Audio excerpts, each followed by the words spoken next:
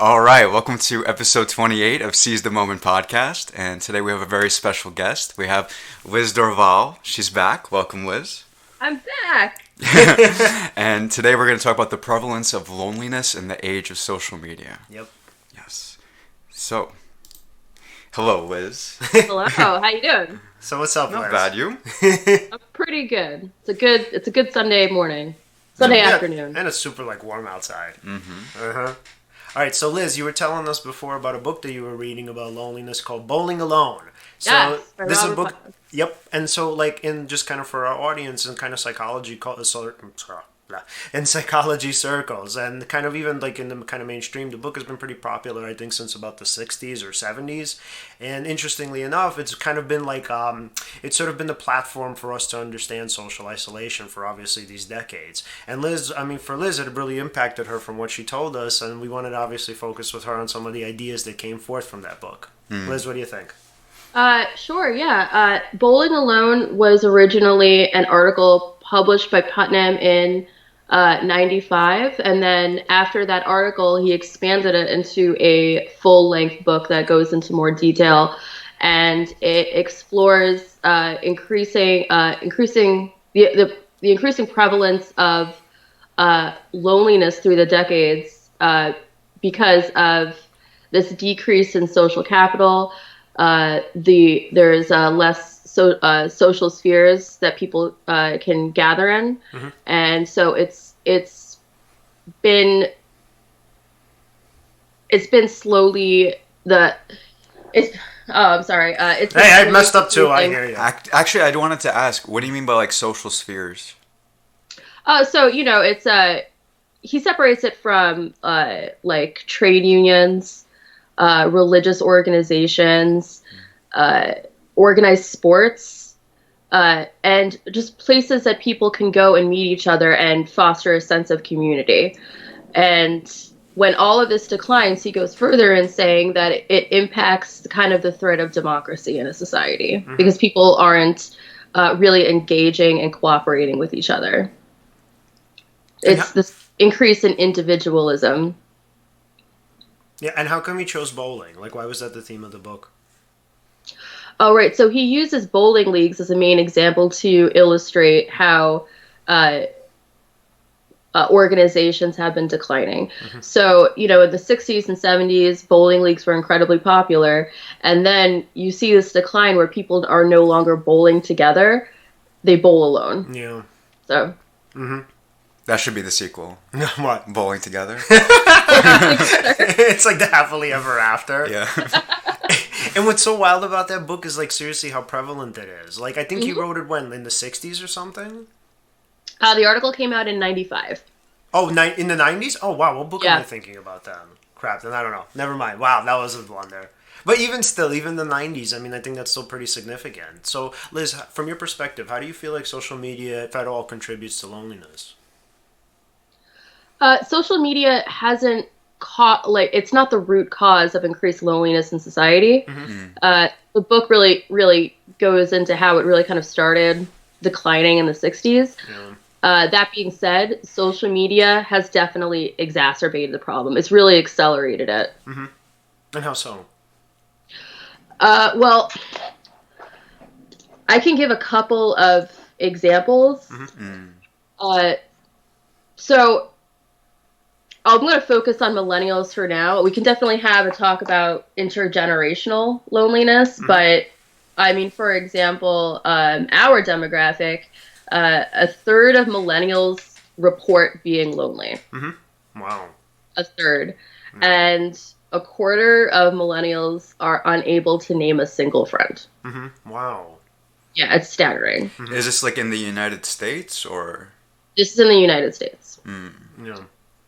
We can, this is a global problem. I can, get into the loneliness epidemic in Japan. That's a whole different thing. But yeah, this was reported in the U.S. Wow.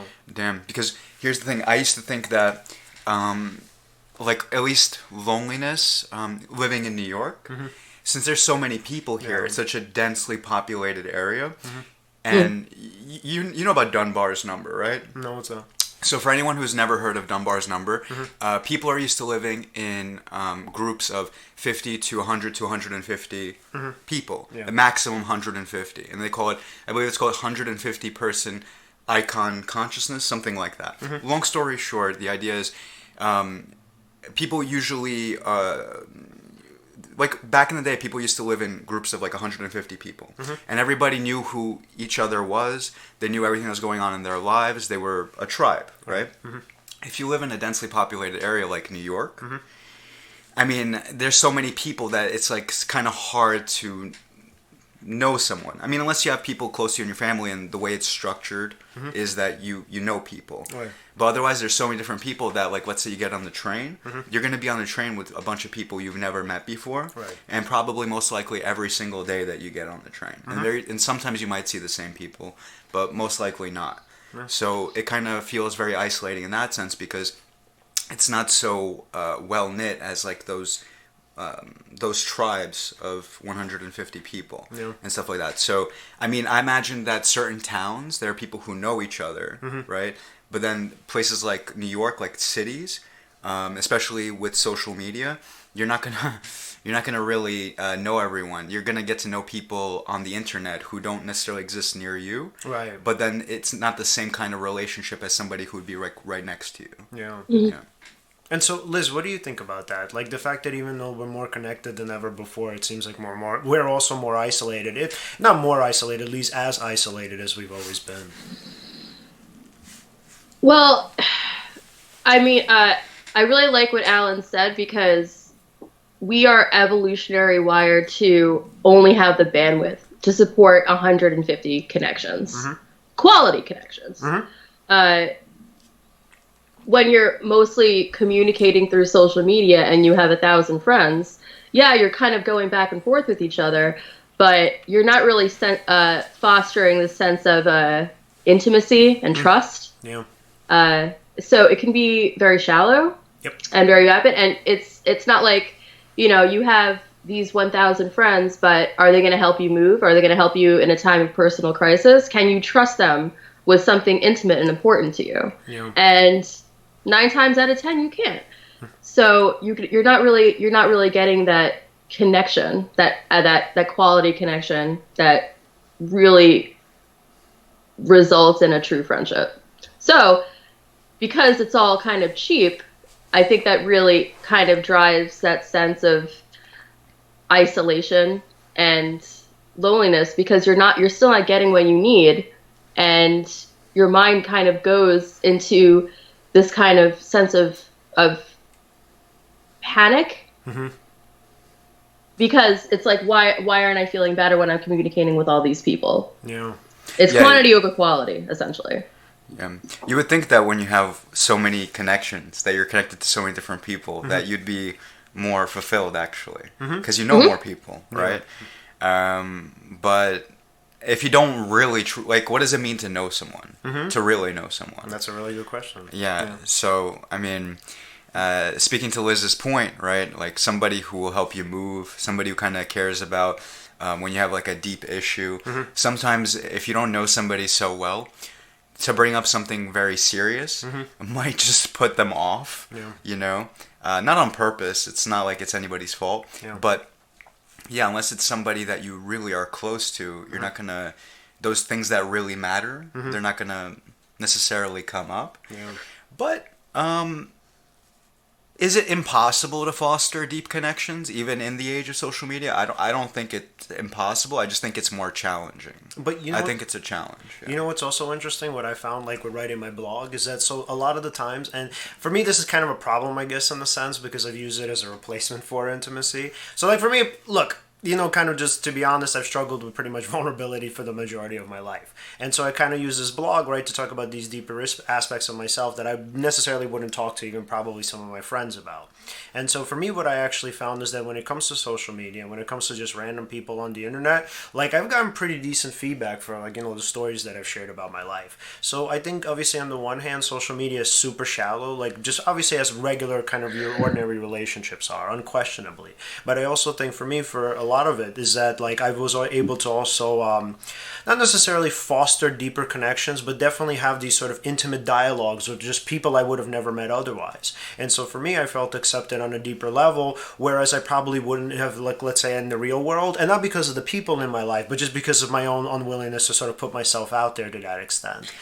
So isn't that interesting, right? So that's like kind of counter to that isolation, right? So that's finding that's actually finding connection on the internet, which is, I think, is interesting as well. I guess that's not talked about a lot, is it? I don't know. Dennis talked about that on our show. Remember when we talked about mental health blogging? That's true. Yeah, pretty much his point. Yeah. So Liz, we had this really good writer on named Dennis Relojo Howell, and so he's like a mental health blogger like me, and so he talked about like how for him it was like this really great and deep thing that helped him kind of feel more acceptable. And so what we also find a lot of times on the internet especially is that when people are like, oh, and a great example of this is like, and I don't mean like to obviously stigmatize everybody in this sort of place, but whatever, people living in the deep south, right? So let's say if you're in the deep south and you're kind of a minority in some sort of respect, a lot of times people find those deep connections online because they can't have them in their communities. So I've always thought that was a really cool part about sort of just life. That like they could sort of, I don't know, relate to people in, let's say, New York or like, I don't know, Maine or whatever. Point is somewhere further up north or even in California, whereas sort of in their own communities, it's like, oh, we don't accept you obviously because you're gay. You know, if you had an abortion, you're like this evil person. And so it's very easy to get clustered in that community and think to yourself like, wow, I must be a bad person because the majority is telling me that I am. Whereas if you kind of go online and you see like, wait, holy shit, no, these people are all wrong. Yeah. Oh, right. You have it finding, support and a sense of community is, that's one positive aspect of social media. It's definitely not impossible to foster close connections online. It's a double-edged weapon, right? Like the internet. It can be the greatest. I mean, I think it's actually one of the greatest inventions ever, as far as that goes. 100%. Absolutely. Yeah. But it comes with its own like pros and cons. But I suppose the reason why we're having this conversation is to see maybe how to, well, one, to recognize any kind of issue, but then two, maybe see if there's any sort of solution to it. Yeah, right? absolutely. Yeah. And so, because I think before, I don't want to jump in too much into the solution part yet. No, not yet. No, of course. And then, so for Liz, you were telling us before, obviously, and I mean, because we know Liz personally, we know that she's not on social media, and or at least for the most part. Oh yeah, this is the last episode. Yeah. And so you were telling us before your reasons, and I would wonder, would you be comfortable with sharing them with our audience? Oh, sure, absolutely. So yes, I quit social media, and there wasn't one singular reason why I did it.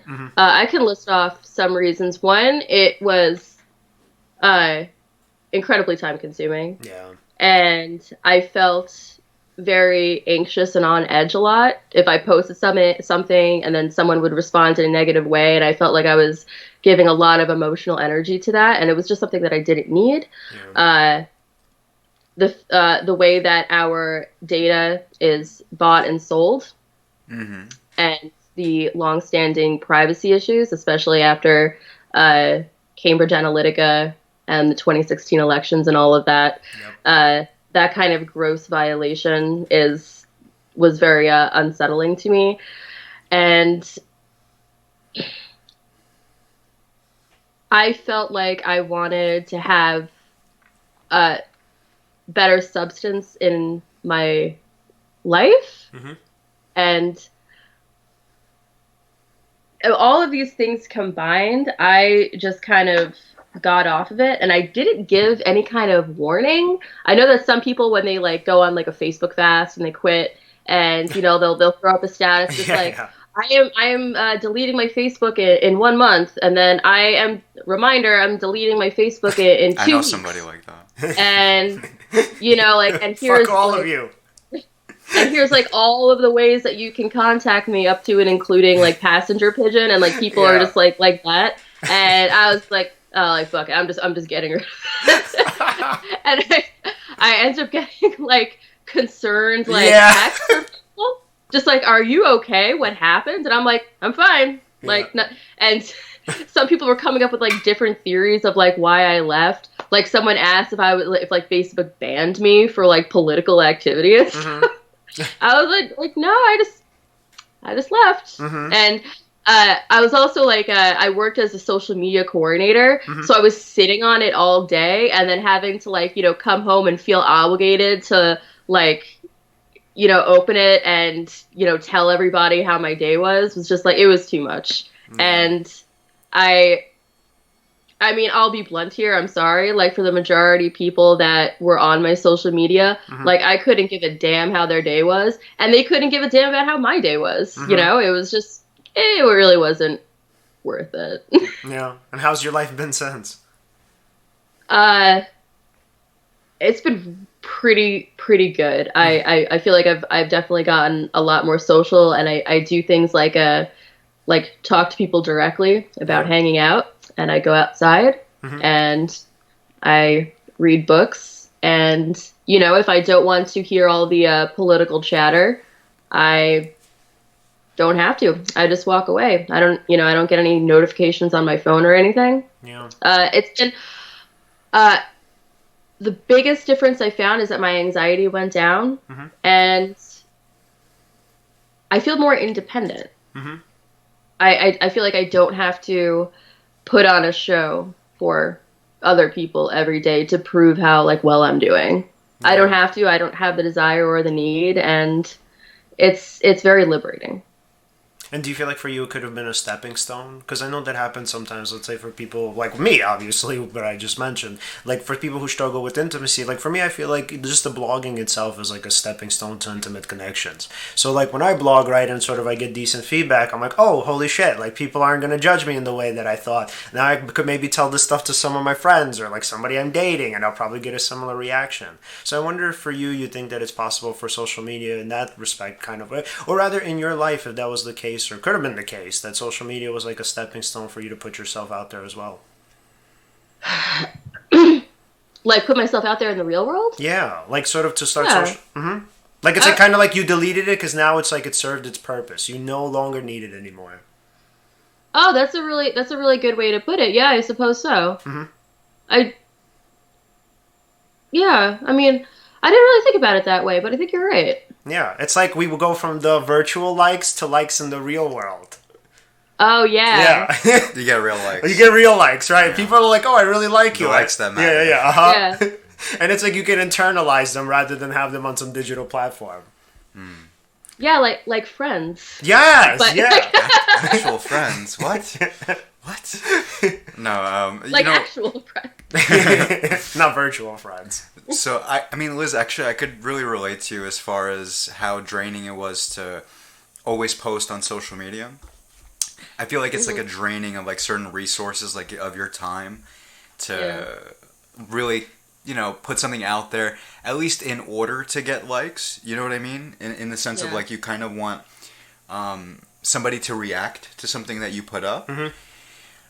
So I used to do that actually back in the day, but it was so, I don't know, it's weird. It's like a certain thought process behind it where you're like, I'm going to post this. I hope this gets this many likes or whatever. And it's like, you're hinging your happiness and other people's validation for just something that you post. Yeah. Yes, and self-esteem. Yeah. And it was also just... Even if it didn't really affect my self-esteem, there were times that I was mature enough to even process that it's not going to affect my self-esteem.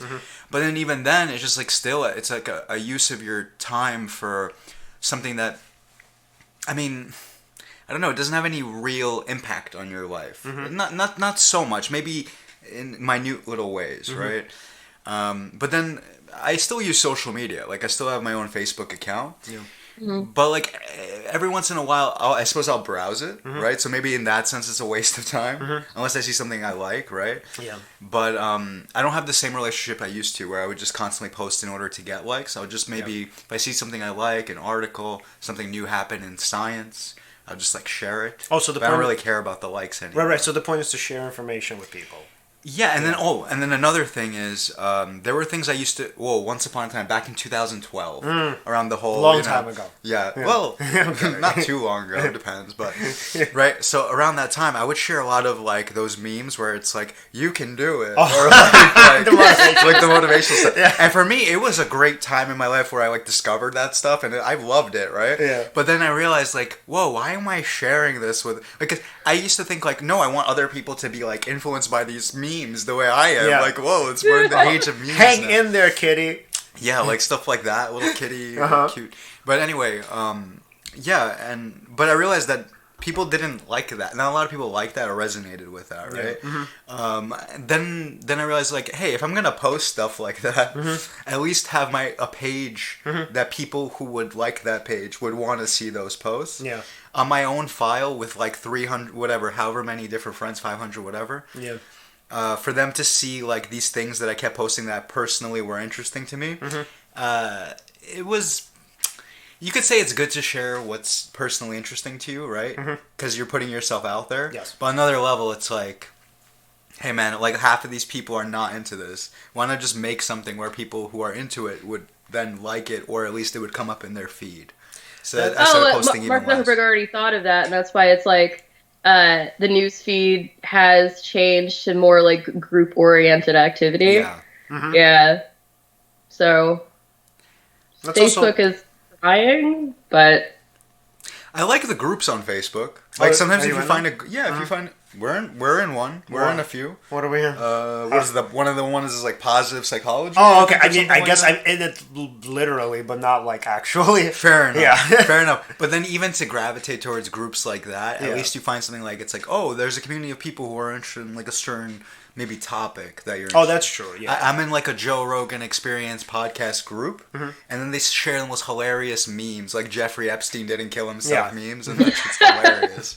Oh damn it! I gotta. those memes are so good. I'm gonna invite you later. To the Joe Rogan one, yeah. Okay, so Liz, I have a 2-part question for you. Okay. Okay, so in terms of Bowling Alone, what was the author's name?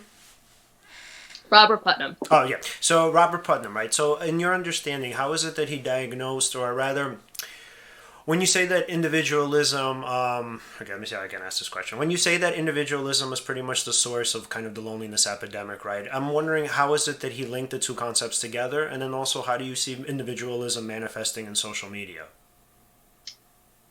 So the individualism is really just people kind of retreating into their own personal spheres and not going out and interacting with other people. The U.S. has always been a very individualistic society, but there was still some kind of camaraderie and cooperation with each other, which is how a healthy democracy functions. After people started kind of retreating from that and really acting kind of alone, they didn't need to interact with other people. I feel like the culture really kind of celebrates that kind of quality, even though it is not necessarily helpful or healthy. And when people think that that's a norm and that's how you should behave, it kind of festers and grows.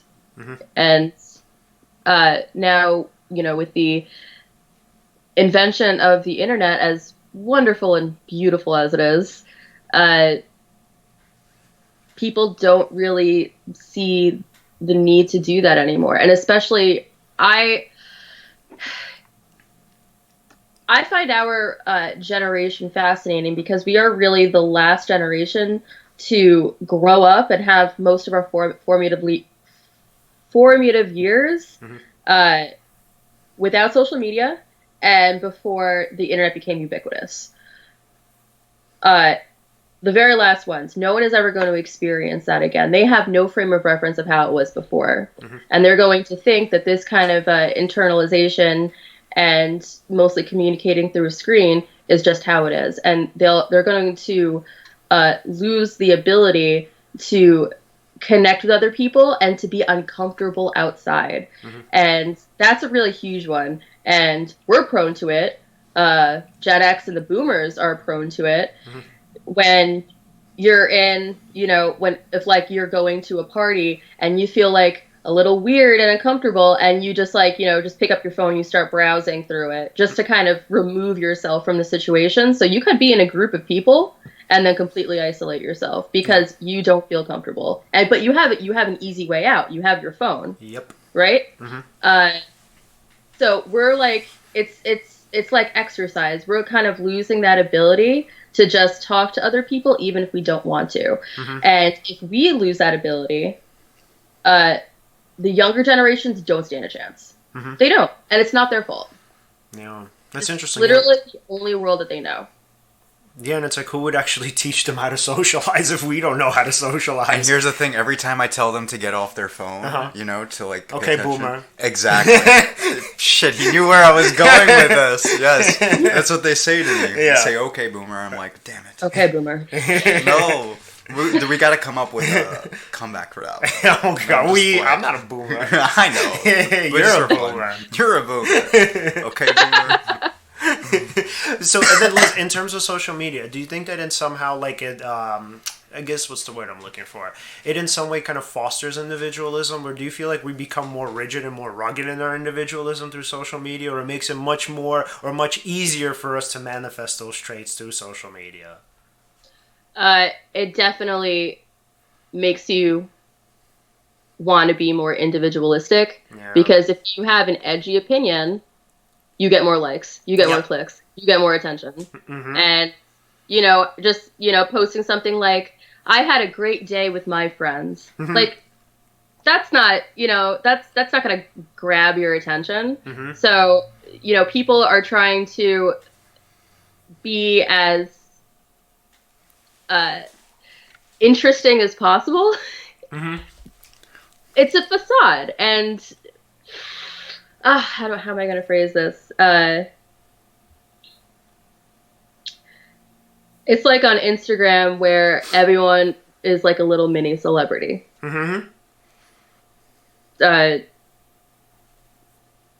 Yeah, it's definitely, and I mean we can talk even more about how it encourages narcissism. Ooh, what are your thoughts on that? It encourages narcissism. Brilliant. Right, so, and it's like all of those sort of traits of individualism or whatever, even sort of, I guess you can call it narcissism too in some sense. Because narcissism isn't technically a bad thing. It just means pretty much a self-obsession, right? Which, not necessarily a good thing or a bad thing, it just, I guess it is what it is. But the point is that with individualism, it seems like, let's say if we were interacting with people, I think some of those kind of more, I guess, more baser or primitive or more primitive urges, we would kind of at least tame them when we're in the society, rather than rather than online when we're like, we could just be whatever without any sort of, with impunity actually, that we could kind of say and do whatever we want to serve our own kind of base desires and our own needs or whatever you want to call it. That's why people are jerks online, because they can be. Yeah. But they're not going to be. They're not going to be those kind of jerks in real life. In the real world. Mm-hmm. If you're argumentative and you're a narcissist, like, your friend group is gonna dump you pretty fast. Yeah. They're not gonna want to be around you. But if you have this, if you post edgy shit on social media, people are gonna follow you just because it's entertaining, because they can just kind of like tune you out whenever they want. Mm-hmm.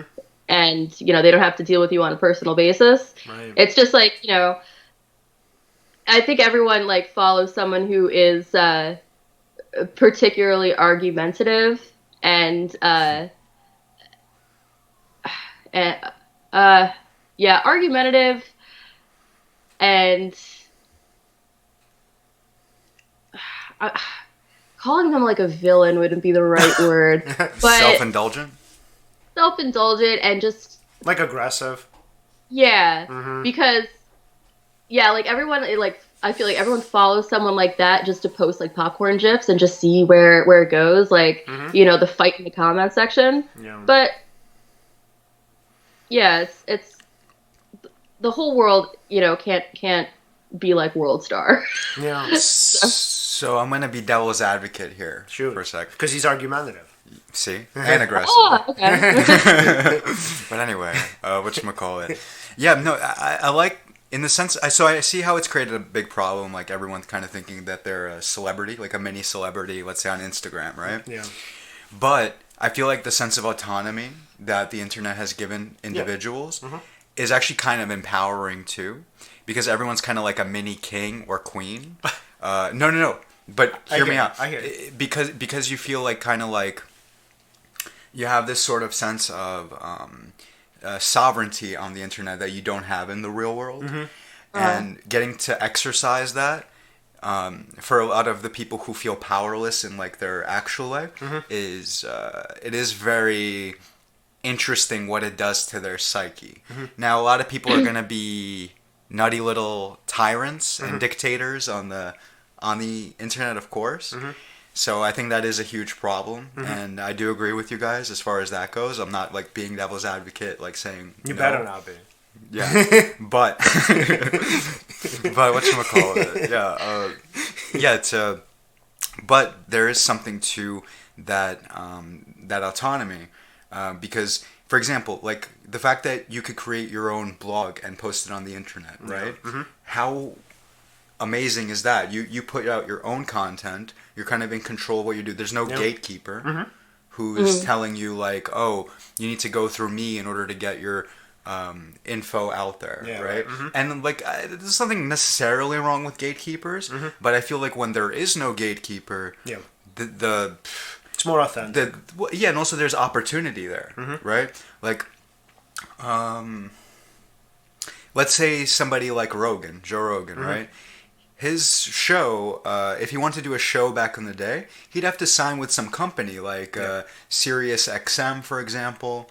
Or Viacom was the big one. Or Viacom, whatever. And then they have their own rules and stuff like that. And beyond that. You gotta toe the corporate line. Yeah, and there's the FCC and all that. They just won't let him be. I'm reference. But anyway, whatchamacallit. Yeah, so being able to kind of do your own thing is a nice thing as far as that goes. But is it abused like crazy? Do people kind of live in their own echo chambers? I was thinking the same thing. Yeah. Is there like a whole issue with that too? Because then you don't hear like too many opinions outside of what you're... And you can easily dismiss them when you do hear them. Like, especially... Like Liz just said. Yeah. And it's like, especially on social media, what I think happens is like in a community, like, what you were saying before, is that in the community what would happen is either a person would be ostracized, or they would in some way be... whatever, for lack of a better term, kind of socially punished, right? So something would happen to them that would say, like, whatever you're doing or whatever you're saying is highly inappropriate. Whereas on social media, people say that it's very easy to tune them out and then just to sort of focus, kind of with confirmation bias the way it is. Focus on all of the praise that you're getting from people for being a rebel and edgy and sort of being the one to kind of stand up and be the leader. So it's very easy to kind of easily silence the people who are critics, right? And by the way, it's obviously not that simple, because sometimes critics are assholes, right? It's not, kind of like all criticism shouldn't be taken seriously. But the point is that some criticism should be taken seriously. And you have these kind of highly, like, high-level narcissists or highly narcissistic people online who just don't take any criticism seriously, where they're just like, yeah, like, fuck you, you're like on the far right or even on the far left, whoever it is, and we just easily dismiss them and say because you're on this other team, then nothing you say actually matters, and there's no reason for me to actually consider what you're saying. And so the big kind of struggle with social media is, I don't know if, like, Liz, if you agree with this or if you think that this has been the case, but it's actually been a pretty big divider for people. And I would assume pretty big in terms of contributing to loneliness and sort of separating the kind of bigger communities that we were once a part of. Oh, no, I completely agree. We're going to open a huge can of worms. Yes! When we're going to talk about kind of shutting ourselves off from differing opinions, and that's one of the reasons why the current political sphere is so volatile, and there are such stark political divisions. Is that there's no reason to find any kind of middle ground, because you're just going to hunt for the type of information that you want, and consume any kind of disinformation that other people want to put out there. It's the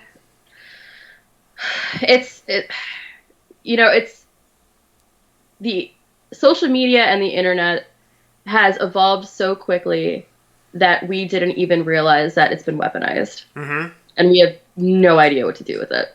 Yeah. What did you think about the backlash that Ayanna Pressley got for endorsing Elizabeth Warren? Because apparently she was supposed to side with the squad and endorse Bernie Sanders. Crazy, man. Crazy shit. I read about that, and I love both of them. Yes! You know? So it's like... Yes! They're like virtually the same person. And it's like, but there are these like purity people who are like, no! Like, she's not a socialist and she's not endorsing Bernie, so we're against her now. She sort of backstabbed the squad and kind of our whole sort of way of thinking. It's so wild, man. Those Bernie bros give Bernie supporters a bad name. I know. Like, just... And why is she obligated to side with the rest of the squad? Mm-hmm. It's... Yeah. I don't know. It's like loyalty for some people is purity. Like, if you're loyal to me, then you have to agree with me on everything. So it's like loyalty pretty much is encompassed by sort of a plethora or a full-blown agreement with everything a person says or does. It's kind of like a mob mentality or like a mafia mentality. Like, if you're sort of working, like if you're I don't know, whatever. If you're like a foot soldier and you're working for the Don, and you know you're like, no, I love him. You know, he's like the best. He's like the greatest person ever. Let me tell you. Let me tell you. So you're pretty much... Yeah. Everything is viewed in black and white. Yeah. Everything... There's absolutely no nuance allowed. Yep. Nothing. Mm-hmm. It's...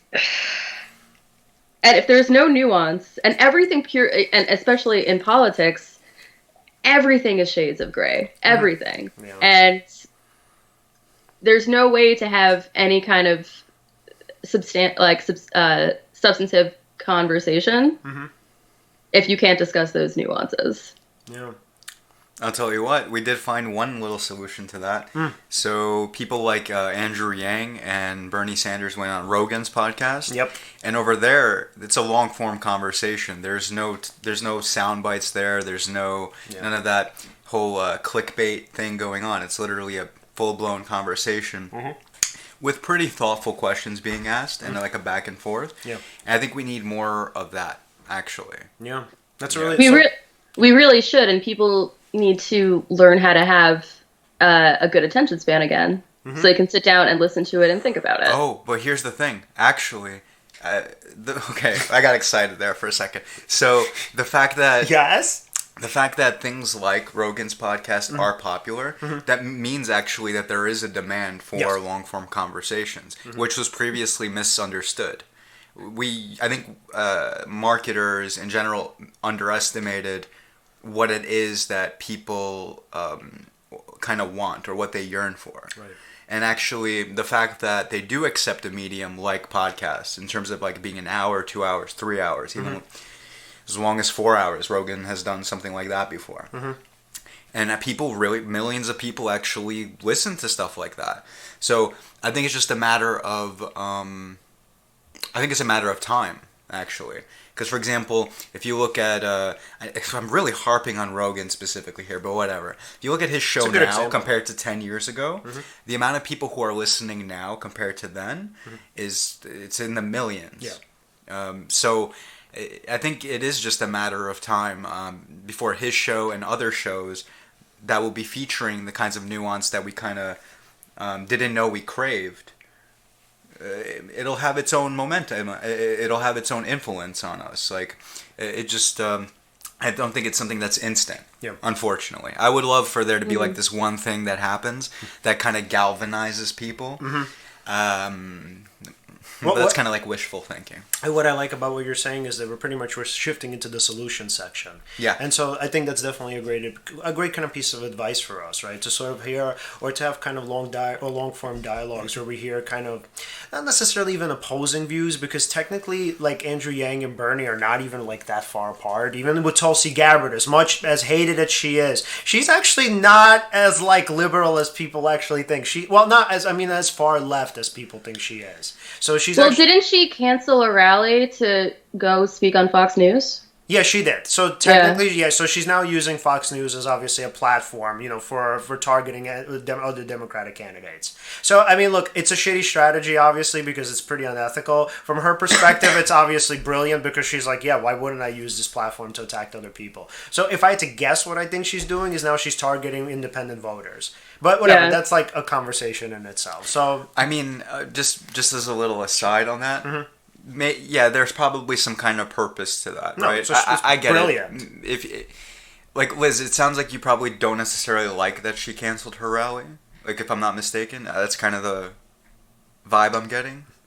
But yeah, I feel like I feel like what she did was pretty transparent. I kind of rolled my eyes when I read about that, but. But then again, I don't want to necessarily make an excuse for her, but again, just to be devil's advocate, and kind of Leon just basically said this anyway, is.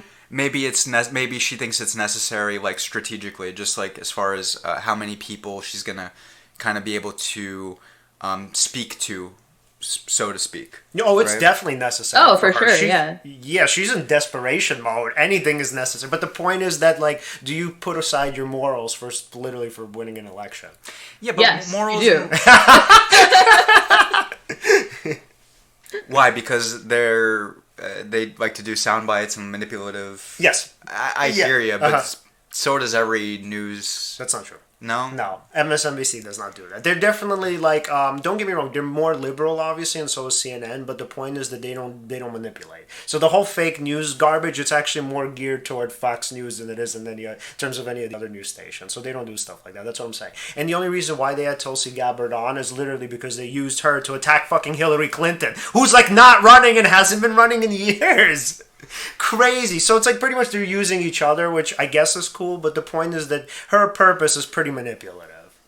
So, okay, but kind of the point in terms of this... Oh, yeah, by the way, I had an epiphany a little bit earlier. I just didn't want to, like, shout it out. Shoot. So,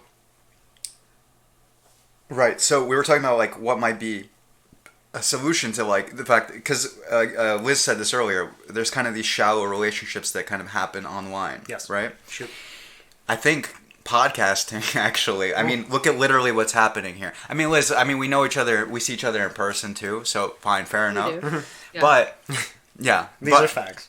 The people that we've had on the show, for example, including Liz, we're able to have a conversation through the internet. Yeah.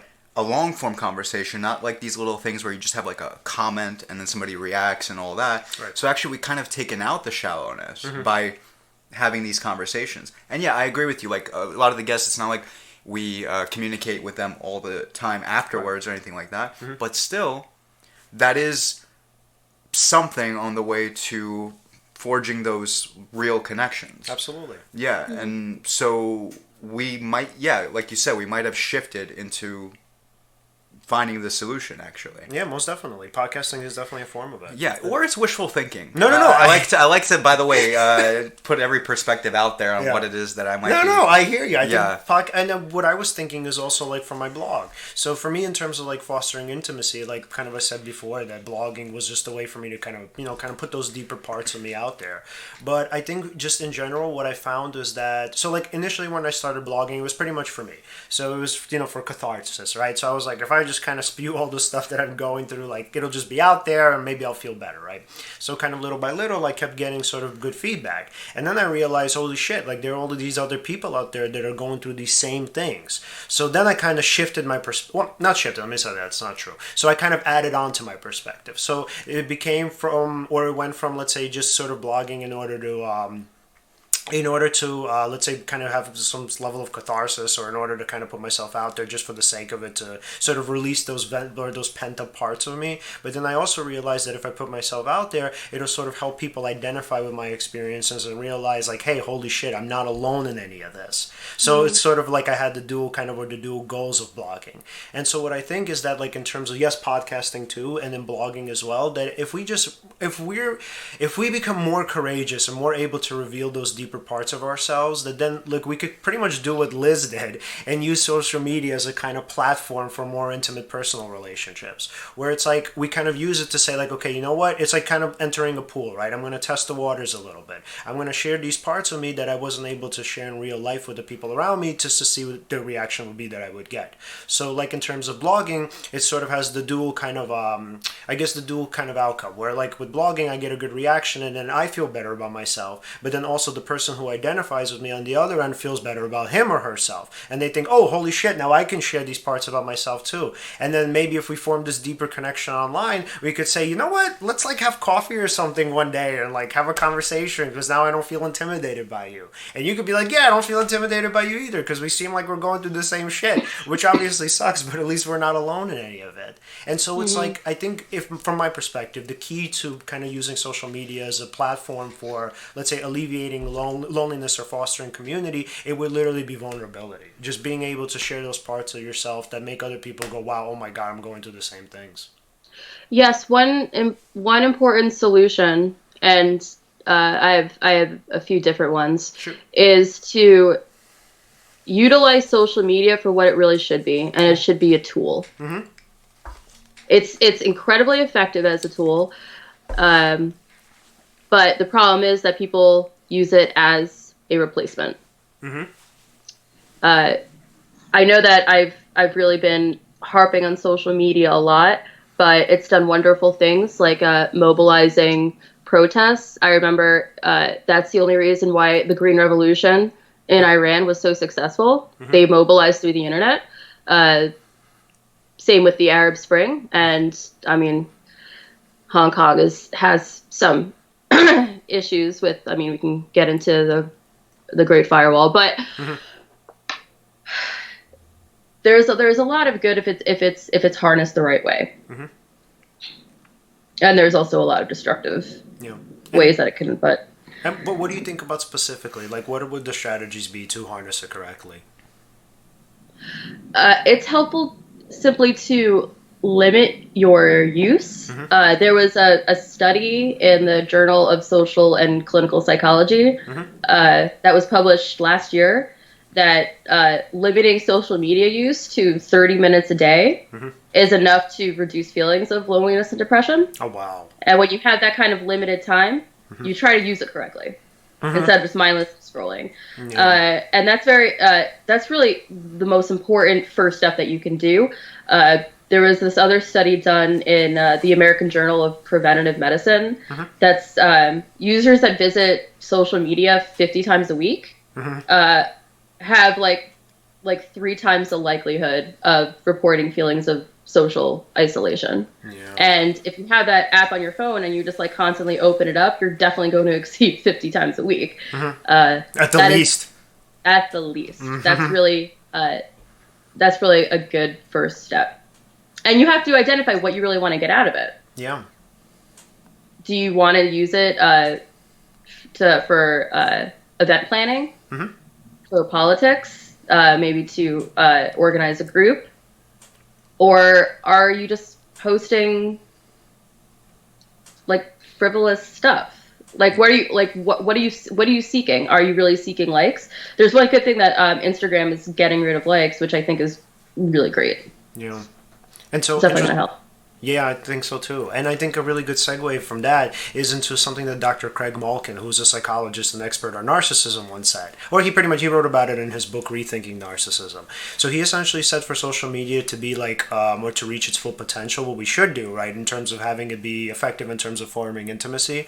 He says, what I would do for social media is I would limit the contacts that I have on it, right? So I would pretty much have friends and acquaintances on it, not necessarily people I met like a few times or know kind of here and there. Right, but people I'm pretty much, if not in constant contact with, people I'm in frequent contact with.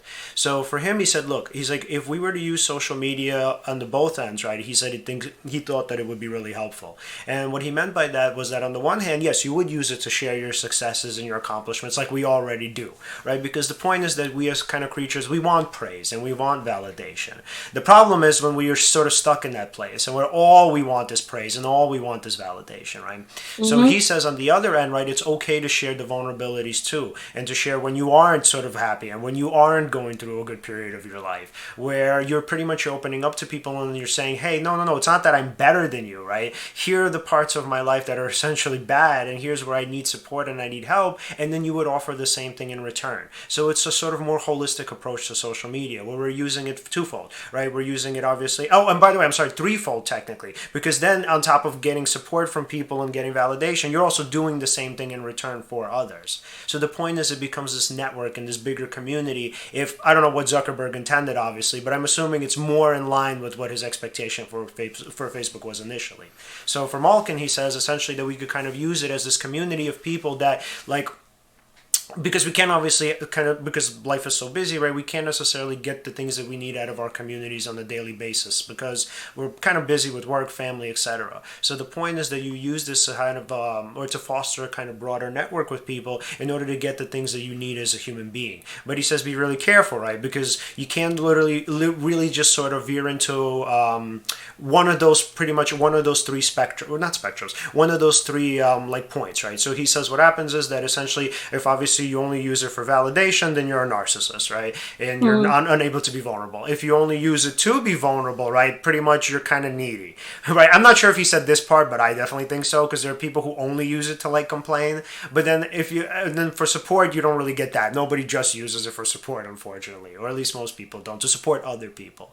So for him, he says it's this trifecta that makes it really effective, where it's, you're using it for validation, you're using it for support, and you're also using it to give praise and to give support to other people. So therefore, it's this big community where there's no reason for it to foster jealousy objectively, because technically you're showing the good and the bad parts of your life. What do you guys think? Yeah. No, honestly, I was like, whoa. Oh yeah, Yeah. we just solved. Yes, we solved social media. No, I mean, I think you pretty much said it. I mean, there has to be a balance, more or less, right? I mean, I also like the idea of limiting the use to maybe 30 minutes a day. Because, like Liz said, then you would want to use those 30 minutes well, right? Yeah. And that is interesting. Yeah, I actually kind of want to experiment with that now. I mean, I'm better with it, at least from the sense of, like, just how I naturally do it than I used to be. But I do want to try this. I'm going to actually experiment with that for a week. Okay. And yes, please report back. Yeah, I'm gonna report back. We should do we'll pick up the next podcast with us. That'll be interesting. Okay. Yeah. Wow. All right. I think we've pretty much nailed the hour. Okay. All right. Sounds good. Liz, any other big takeaways from Bowling Alone, or anything else that you've read in terms of stats? I do have a couple of remarks. Shoot. I think we live in a very vulnerable time now. And I mean, of course, everyone knows how crazy society is right now, and the news cycle and all of that, and how we do intrinsically crave meaningful connections. And it's very easy to feel helpless with these, like, tech behemoths and the media, and how kind of, how isolated we do feel. We feel like we can't do anything about it. All these forces are bigger than us. Yeah. But you can. You really can. As an individual, you have more power than you think. And if we want to come together as a community and be happy and healthy individuals, it really does start with you. And you can just leave the platform if it's not benefiting you. And it seems like difficult. You might intrinsically just go and try to open up your app, and then it's like, oh wait, I got rid of it. And that will dissipate in a week. And it is entirely possible. Like, anyone who can do it, is able to. I know there's, when I was a social media coordinator, and I got rid of my own personal social media, I made I had to make a dummy account just for work. And there's different workarounds that you can take. Obviously, if you need to promote your business, you can do that. But all of us as a society, we're a lot more powerful than we think we are. Yeah. And we can push back against that kind of toxicity. And if you're still on social media and you want to fight against this toxicity, don't jump on bandwagons. Really think about the implications of cancel culture and the ability to discuss opinions that you may not like. Because, getting into cancel culture is a whole other thing, but it's one of the biggest aspects of toxicity online. And if we are only judging somebody from a stupid thing that they wrote, we're kind of losing our sense of humanity. And when you go on a cancel campaign, or you're judging someone solely by that, we're losing our sense of compassion and humanity, and we're losing the ability to believe that people are capable of change. Yeah. We need to be a lot more kind and forgiving toward each other, especially on the internet and on a social media sphere. And another thing, when we get rid of the kind of stigma of limiting our social media use, that will also be very helpful in kind of breaking the chains of being overly dependent on it. I've definitely people have thought that me not being on social media was weird or fishy, or really you don't have anything. There's really nothing weird about it. And kind of judging someone for that kind of personal choice is also very limiting in a way. And it's really not, you're basically telling someone that they're not allowed to be independent and make their own choices. And that's on an individual sphere. And it's also society and the bigwigs as a whole saying that you need to be dependent on this certain tool. And, we're going to turn into an episode of Black Mirror, really soon, if we feel like we have no choice but to kind of go along with a certain mode of communication. Yep. Very, very well said. I mean, yeah, we really should try to understand each other's reasons for doing things. If we did understand, if everyone understood each other, probably be no fighting, actually. Most likely. If you understood, for example, this person doesn't want to be on social media because it's very draining on their mental resources, all of that. So then I'd be like, oh, okay, cool, I respect your decision. Another person would be like, well, I use social media. I don't find that I have that, relationship to it. And I use it a little bit, blah, blah, blah, blah, blah. And the other person might be like, oh, okay, cool. I respect that. And then it's kind of easy. But otherwise, somebody else might be like, you don't use social media? Yeah. Well, something's wrong with you. Right. And why aren't you with everyone in the group in the safety of the herd, doing what everyone else is doing? Right. And I think that there's a big difference between shaming something that's unethical or immoral and something that hurts another person, and literally shaming someone for having independence of thought. People like to get over each other on certain things, even little things that seem stupid on the, objectively. Right. Yeah. What's up, Liz? Yeah, and I also I would look at job postings and stuff, and it'd be with your application, include your LinkedIn and your Instagram handle, and I'm just like, why? Yeah, talk about an invasion of privacy. LinkedIn, whatever, but Instagram, I ain't giving nobody my Instagram. Yeah, that's some wild stuff. And sometimes, they do that. Plus your Instagram? I've seen your Instagram. It's crazy. But you know what's so funny? I don't remember who said this to me, and this was years ago. Somebody was telling me about how they were at a job interview, and so they told I don't know, it could have been, no, I don't know if it was you, Liz, but somebody told me this. So they said that so they went to their employer, and their employer said, potential prospective employer, and the person was like, oh, we need your Facebook, and so the guy's like, oh, well, it's private, and he's like, oh, no, that's okay, so give me your password.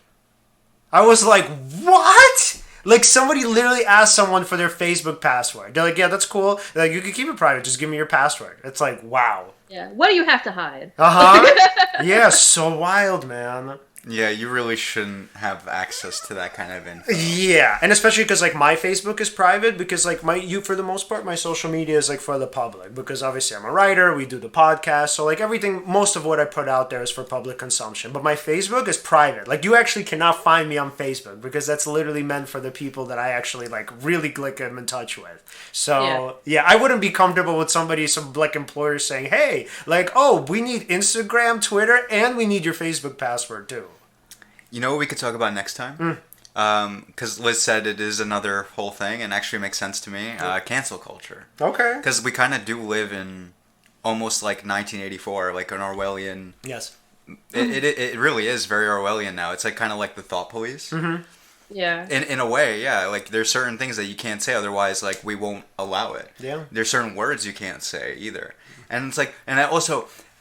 I mean, on one level, like certain things that you can't say, it is polite not to say certain like bad things, right. But it is definitely debatable because where are you going to go with that eventually, right? Then there's going to be more things you can't talk about, and then it's just going to have its own momentum. It could be. Yeah. I mean, that's a whole topic in itself. Yeah, there has been like a recent pushback against woke culture because now people are just like, all right, this is getting like fucking ridiculous. Yeah. Yeah, so that's a good thing. All right, Alan, final thoughts? That was it. That was it? All right, and Liz had her final thoughts. So, I mean, wow, guys, this was a pretty productive show. Yeah, I mean, again, if you guys want to follow us at Seize the Moment Podcast on Facebook and and Instagram, and on Twitter at Seize_podcast. Remember to subscribe. Yeah, hit the click bell. The bell. Mm-hmm. And Liz, thanks for coming on. Thank you for having me. And thanks for being an awesome guest. This was a great show. Yep. Thank you. I hope to do it again soon. Absolutely. No, cancel culture. That's next. Oh, yeah. Yeah, no, that's definitely next. That's definitely next. Yeah, we just got to figure out a time for it. Mm-hmm. Absolutely. All right, Liz. Talk soon. All right. Take care. Bye. See ya. Guys, see you next time.